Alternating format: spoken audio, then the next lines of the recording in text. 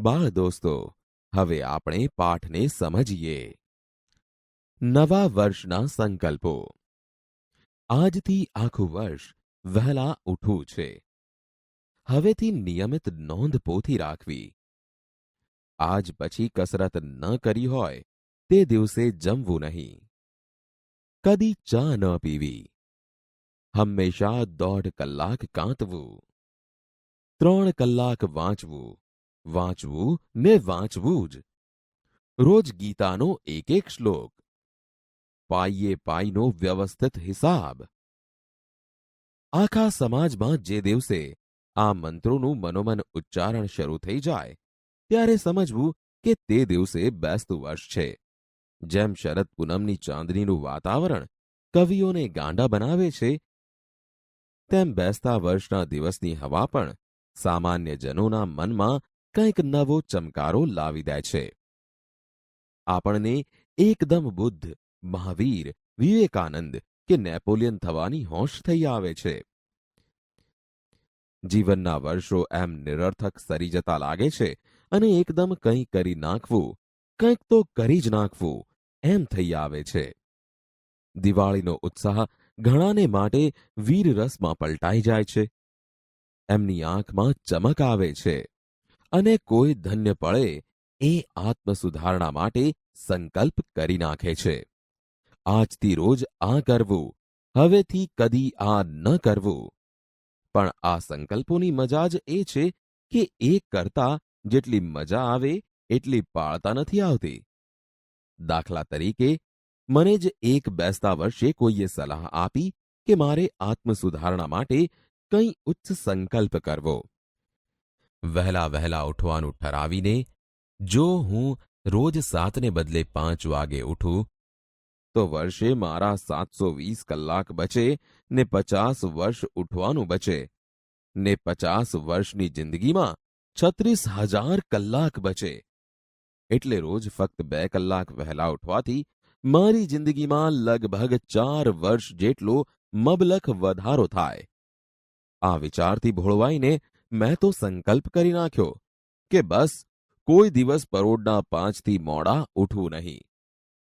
બેસતા વર્ષને દિવસે તો જાણે 5 વાગે ઉઠાયો, પણ એ દિવસના થાકને લીધે બીજની સવારે તો 7:30 જ ઉઠ્યો. પછી પાંચમ સુધી તો જાણે દિવાળી જ કહેવાય, એટલે મોડા ઉઠવામાં વાંધો નહીં.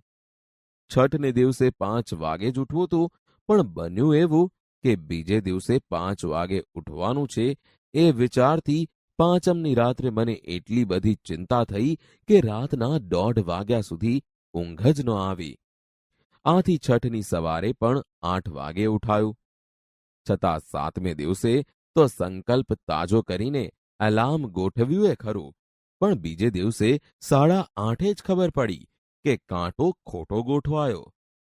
પછીને દિવસે એલાર્મ ગોઠવતા ધ્યાન રાખ્યું તો વળી ઘડિયાળ બગડી ગયું અને વહેલા ન ઉઠાયું.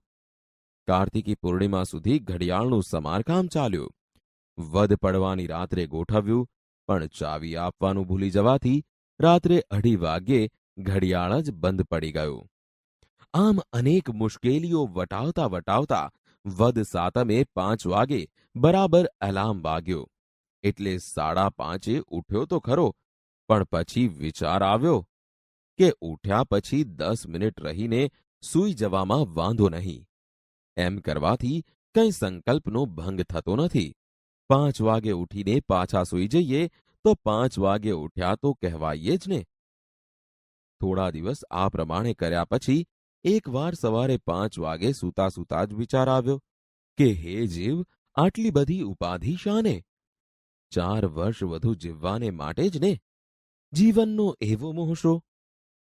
સંતો મહાત્માઓ તો જીવનની માયા મૂકવાનું કહી ગયા છે, ત્યારે હું તો વહેલો ઉઠીને એ માયા વધારી રહ્યો છું. આવો મોહ શું કામ રાખવો? મારી આત્મસુધારણા તો આમ ફિલસૂફીને પંથે ચડી ગઈ. એટલે પેલો વહેલા ઉઠવાનો સંકલ્પ પણ શબ્દ રચના હરીફાઈના અડધા ભરાયેલા વ્યૂહ જેવો એમને એમ પડી રહ્યો. બેસતા વર્ષને દિવસે ઉત્સાહમાં આવી જઈને કરેલા મોટા ભાગના સંકલ્પોની આ જ ગતિ થાય છે. એક જણે દિવાળીની રાતથી જ ચા છોડી દીધેલી. એમનો સંકલ્પ જીવેલો પણ ખરો. 1 અઠવાડિયું, 2 અઠવાડિયા, 3 અઠવાડિયા એમણે ચા ન પીધી તે ન જ પીધી. માતાનો પ્રેમ, પિતાની આજ્ઞા, ભગિનીના આંસુ, પત્નીની ધમકી, મિત્રોની મશ્કરી, ચાની જાહેર ખબરો કોઈ એમને ચડાવી ન શક્યું. એમના એ સંયમનો મહિમા દિશા દિશામાં ગાજી રહ્યો. છેક સ્વર્ગમાં પણ એના તરંગ પહોંચ્યા ને ઇન્દ્રનું આસન પણ ડોલી ઉઠ્યું. પરંતુ થોડાક અઠવાડિયા પછી જ્યારે એ ભાઈ કોક માંદગીની માયામાં લપટાયા તે વખતે એમને થોડા ઉપવાસ કરવા પડ્યા. અને ત્યારે એક ધન્ય ક્ષણે એમને જ્ઞાન થયું કે ચા પીવાથી ઉપવાસમાં રાહત રહે છે. એટલે એમણે હળવે રહીને ચા પીવા માંડી. એ પછી તો 2-4 મહિને માંદગી ગઈ તોય ચા તો રહી જ પડી. અને હવે તો એ સાજા થઈ ગયા પછી પણ રોજના 7 પ્યાલા ચા પીએ છે. આમ એમની માંદગીને બહાને એમનો સંકલ્પ સ્વર્ગે સિધાવ્યો અને ફરી કદી એણે પુનર્જન્મ ન લીધો. ચા છોડવા જેવો જ બીજો એક લોકપ્રિય સંકલ્પ છે સિગારેટ છોડવાનો. ઘણું ખરું અરસિક પત્નીઓના અને દુષ્ટ ડોક્ટરોના આગ્રહથી જ આ સંકલ્પ કરવો પડે છે. પણ અમરપટો તો ભાઈ કોણ લખાવીને લાવ્યો છે? સિગારેટના ધુમાડાની જેમ આવા સંકલ્પને પણ વેરાઈ જતા વાર નથી લાગતી. કેટલાકને વળી દરેક કામમાં નિયમિત થઈ જવાની ધૂન વળગે છે. પણ એ કેટલા દિવસ? જ્યાં સૂરજ જેવો સૂરજ પણ વરસમાં અમુક મહિના રોજ થોડી સેકન્ડો મોડો ઉગે છે અને પછી પાછો અમુક મહિના આઈસ્ક્રીમ પાર્ટીમાં આવી પહોંચતા મિત્રોની જેમ રોજ થોડી સેકન્ડ વહેલો ઉગે છે. ત્યાં નિયમિત થવાની મહેચ્છા રાખનાર પામર માનવી તે વળી કોણ? હા, કેટલાક મહાપુરુષો નિયમિત બની શક્યા છે ખરા, પણ એ લોકો નિયમિત છે એટલે મહાપુરુષ નથી થયા, પણ મહાપુરુષ છે એટલે નિયમિત થઈ શક્યા છે. એક સંબંધીએ નવા વર્ષને દિવસે ક્રોધને જીતવાનો સંકલ્પ કરેલો. આમ તો એ વાતમાં ચીડાય ને પાન ખરતા પીડાય એવા સ્વભાવના હતા.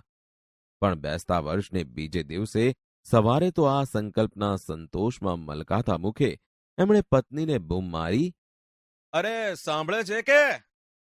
શું છે? "હવે અહીં આવતો ખરી." પણ શું છે? લ્યો કહો, શું કામ છે? જો, ગઈકાલથી મેં નક્કી કર્યું છે કે કદી કોઈના શબ્દોથી અકળાવું નહીં. હોય દુનિયા છે. ઠીક. તને મારો આ સંકલ્પ ન ગમ્યો? ગમ્યો, પણ પાળો ત્યારે ખરા. શું કહ્યું? પાળો ત્યારે ખરા એટલે?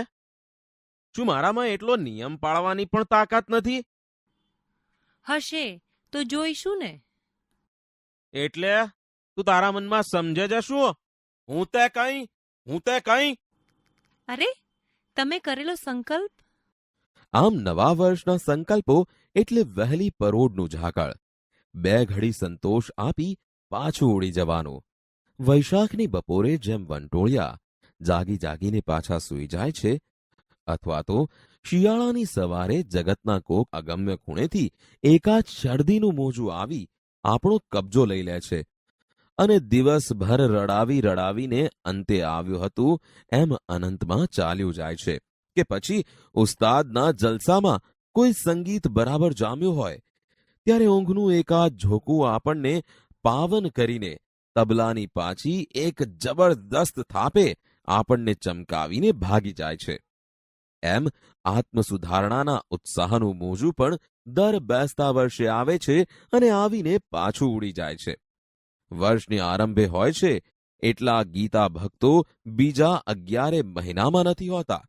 બેસતા વર્ષને બીજે અઠવાડિયે હોય છે એટલા સંયમીજનો બાકીના વર્ષભરમાં ક્યારેય જણાતા નથી. તે આ કારણે જ.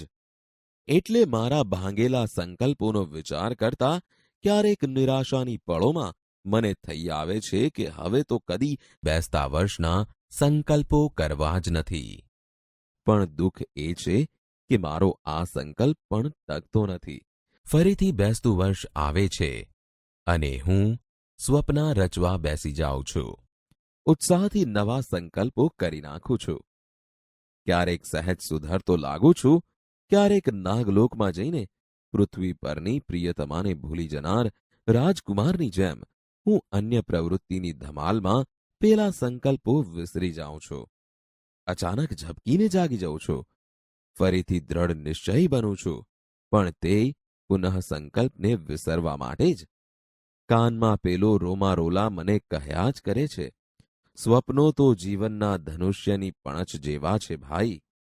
એ પણછ ખેંચાઈ હશે તો ક્યારેક પણ કાર્યનું તીર નિશાન ભણી ઉડશે અને મારા બધાય સંકલ્પોના રોપા ફૂલી ફાલી મહેકી ઉઠ્યા હશે. એવા દિવસની કલ્પનામાં હું નહીં પાળેલા સંકલ્પોની વ્યગ્રતા વિસરી જાઉં છું.